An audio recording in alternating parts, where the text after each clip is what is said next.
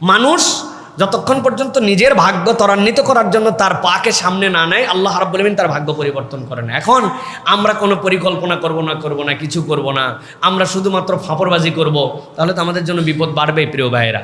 সুতরাং আমাদেরকে আল্লাহর প্রতি সাহায্য কামনা করে আমাদের পরিকল্পনা নিতে হবে। হ্যাঁ, ঢাকা ছেড়ে চলে যেতে হবে, যদি যেতে হয় তাহলে যেতে হবে। আচ্ছা বলেন তো ভাই, ঢাকা ছেড়ে আপনি যেখানে যাবেন কেন যাবেন? বিশ্লেষণ করছেন? দুইটা কারণে যাবেন, দুইটা কারণ। একটা, পানি পাবেন না, আর 2 নম্বর হচ্ছে রান্না করার আসবাব পাবেন না। এই 2 কারণ ছাড়া আপনি ঢাকা ত্যাগ করতেন না। গ্রামে গেলে কি হবে?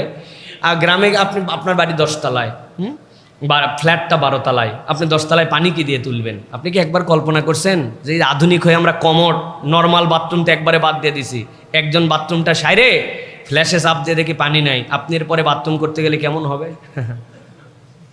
খেলা কীরকম জমবে বুঝছেন?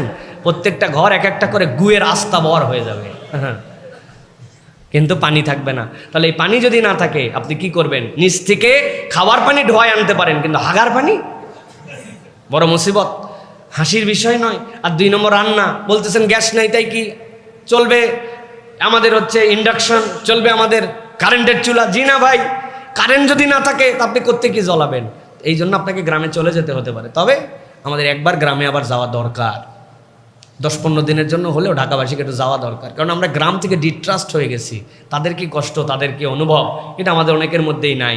সুযোগ থাকার পরে ঈদেও যায় না, ভালো লাগে না। গ্রামে যাই একদিনের পর ভালো লাগে না, ঢাকাতে ঈদ করে।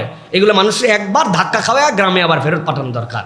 মাঠে ঘাটের থেকে কুড়ায় টুড়ায় গাছপালার থেকে খড়িমড়ি ভাঙ্গে তারপরে একবার রান্না বাড়া করে আবার ফেরত আসলে তখন ঠেলাটা বোঝা যাবে। আল্লাহ যেন এরকম না করেন, আল্লাহ যেন আমাদেরকে হেফাজত করেন।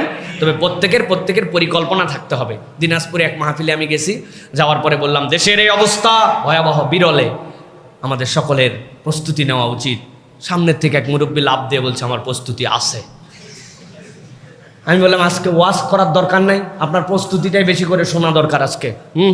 চাচা বলেন, বলতেছে বাবা তোমাদের কি প্রস্তুতি আছে সেটা চিন্তা করো। বললাম কেন? বলতেছে তোমাদের পানি না থাকলে আর কারেন্ট না থাকলে তোমরা খাবে কি আর জ্বালাবে কি? গ্যাস ম্যাশ কোনো কাম করবে না তখন। বলে আপনার, বলে আমি কিছু লবণ কিনে রাখছি। লবণ দিয়ে কেমনে পানির কাজ হবে? বলছে আরে না বাবা, লবণ কিনে রাখছি, তরকারিতে তেল না থাকলে, ঝাল না থাকলে, মশলা না থাকলে, গরম মশলা না থাকলে খাওয়া যায়, কিন্তু লবণ ছাড়া খাওয়া যায় না। এই জন্য অন্তত রান্না করার জন্য লবণ আছে। আর কই বাবা মাঠে ঘাটে ঘোরাফেরা করে খড়ি মরি এই সেই উমুক তুমুক কাঠ মাঠ এগুলো সব জোগাড় করা যায় রান্না করার জন্য কোনো রকম। আর আমার বাড়িতে অন্তত 3-4 মাসের চাল আছে, আর কিছু আলু আছে, আমি তো পার হয়ে যাব। কিন্তু তোমরা মোটরসাইকেল নিয়ে পড়ে আছেন, মোটরসাইকেলে তেল নিয়ে। আপনি খাবার চিন্তা করেন, আর একটু 1 স্টেপ হেড চিন্তা করেন কিভাবে আমাদের পরিকল্পনা করা যায়। এইগুলা নিয়ে এখন অনেক কথা হওয়া দরকার, অনেক বিষয় হওয়া দরকার, কিন্তু আমরা দেখতেছি এইগুলার কথা নাই। সমাধান কিন্তু বিষয় নিয়ে সংসদে প্রচুর আলাপ, নানান জায়গায় নানান কথাবার্তা, কিন্তু এইগুলো নিয়ে একটা সেমিনার হয়েছে। সেমিনারটা উন্মুক্ত মাঠে হওয়া দরকার, ফ্যান ট্যান বন্ধ করে দিয়ে, যে তোমরা মাথা গরম হয়ে ঘামার পরে কতটুকু প্ল্যান দিতে পারো, ওটা হবে পরিকল্পনা। এসি রুম এখন পর্যন্ত চালায় আপনি পরিকল্পনা দিচ্ছেন, ওই পরিকল্পনা কাজ হবে না সব জায়গায়। বুঝ করে আমাদের চলতে হবে। আল্লাহ যেন আমাদের যারা দায়িত্বশীল এবং আমরা যারা আছে আমাদেরকে বুঝ করার তৌফিক দান করেন। আল্লাহ যেন এই ক্রাইসিস দূরীভূত করে দেন। আল্লাহ রাব্বুল আলামিন যেন আমাদেরকে এরকম কোনো পরীক্ষা না নেন যেই পরীক্ষায় আমরা উত্তীর্ণ হতে পারবো না। আল্লাহ যেন আমাদেরকে সহযোগিতা করেন।